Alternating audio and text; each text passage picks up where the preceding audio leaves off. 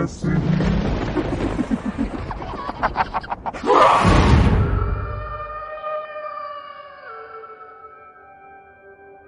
आविर्भाव। वो कौन था? नया शहर, नई नौकरी और नया घर। सिमरन के लिए सब नया था। इसीलिए उस दिन जब उसे उसकी स्कूल की दोस्त रश्मि का फोन आया तो वो बहुत खुश हुई। रश्मि अपनी छोटी बहन प्रिया को लेकर सिमरन के साथ कुछ दिन रहने आने वाली थी। 2 दिन बाद रश्मि अपनी छोटी बहन के साथ सिमरन के घर पहुंच तो गई थी, लेकिन उसी रात सिमरन को ऑफिस में नाइट शिफ्ट निकालनी पड़ गई। सुबह सुबह थकी हारी सिमरन घर पहुंची तो वहां का नजारा देखकर चौंक गई। रश्मि और प्रिया सहमे हुए बेडरूम में बैठे हुए थे। उनके सूटकेस और बैग्स पैक थे, जैसे दोनों निकलने के लिए तैयार हों। क्या हुआ? सिमरन ने उन दोनों से पूछा। जैसे तैसे रश्मि के गले से उसकी आवाज निकली।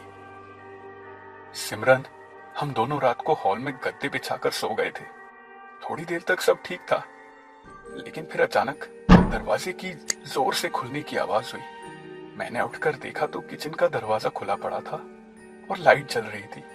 मैंने जाकर लाइट ऑफ की और वापस आकर लेट गई, लेकिन फिर किचन की लाइट दोबारा जली और उसके अंदर से वो निकला। कौन? सिमरन ने पूछा। मुझे क्या पता कौन था वो यार। अरे वो लड़का पता नहीं क्या ढूंढ रहा था। सिमरन ने उन्हें समझाने की बहुत कोशिश की, लेकिन वो दोनों बहनें वहां नहीं रुकी। सिमरन सोचती रही कि आखिर हुआ क्या, लेकिन उसके पास इन सब चीजों के लिए वक्त ही नहीं था। दिन आए गए और सिमरन की जिंदगी वापस पुराने ढर्रे पर लौट आई। लेकिन एक रात कुछ अजीब हुआ। सिमरन अपने रूम में सो रही थी कि अचानक एक तेज आवाज से उसकी आंख खुल गई। वो हॉल में बाहर गई और उसने देखा कि किचन का दरवाजा खुला हुआ था और लाइट जल रही थी। हिम्मत जुटाकर सिमरन किचन में देखने गई, लेकिन वहां कोई नहीं था। पर जैसे ही वो पीछे मुड़ी, एक लड़का उसके सामने खड़ा था। सिमरन की चीख उसके गले में घुट कर रह गई। वो कुछ बोल पाती इससे पहले उस लड़के ने एक सवाल किया। तुमने देखा है क्या यहाँ? बाबूजी के पेपर है उस बैग में। सिमरन के दिमाग ने काम करना बंद कर दिया था। वो घबराई हुई दीवार से किसी छिपकली की तरह चिपक गई थी।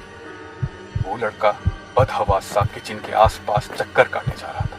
अचानक वो सिमरन की तरफ मुड़ा। कहीं फैक्ट्री में तो नहीं छोड़ाया मैं?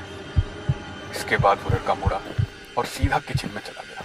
और तब सिमरन ने उसके सिर का पिछला हिस्सा देखा, जो था ही नहीं। मानो किसी भारी एक्सीडेंट ने उसके सिर का वो हिस्सा उड़ा दिया। सिमरन अभी भी दीवार से चिपकी हुई थी। काफी देर तक उसने इंतजार किया, लेकिन वो लड़का किचन से बाहर नहीं आया। थोड़ी देर बाद हिम्मत जुटाकर सिमरन किचन में देखने गई। उसने अंदर देखा, वहां कोई नहीं था। उसके बाद तो मानो ये किस्सा आम हो गया। हर तीसरी या चौथी रात सिमरन को किचन का दरवाजा और लाइट खुलने की आवाज आती, लेकिन वो अपने सिर पर चादर को कसकर ढककर चुपचाप सो जाती। सिमरन ने अपने मकान मालिक को भी फोन किया, लेकिन मकान मालिक ने उसे कोई सीधा जवाब नहीं दिया। पड़ोसियों से बात करने पर ही सिमरन को पता चला कि ये उस फ्लैट का कोई पहला किस्सा नहीं था। इस फ्लैट में कई साल पहले एक लड़का रहने आया था, जिसकी मौत उसकी फैक्ट्री में मशीन गिरने से हो गई थी। वो लड़का अक्सर यहाँ रहने वालों को कभी फ्लैट में और कभी कभी तो बिल्डिंग की गैलरी में बदहवास सा कुछ ढूंढता दिखाई देता है। ये कहानी सुनाते वक्त सिमरन एकदम शांत थी और वो तब भी उसी फ्लैट में रह रही थी। मेरे पूछने पर उसने बताया कि उसके बाद उसने पूरे घर की तलाशी ली, लेकिन उसे कोई डॉक्यूमेंट्स या बैग नहीं मिला।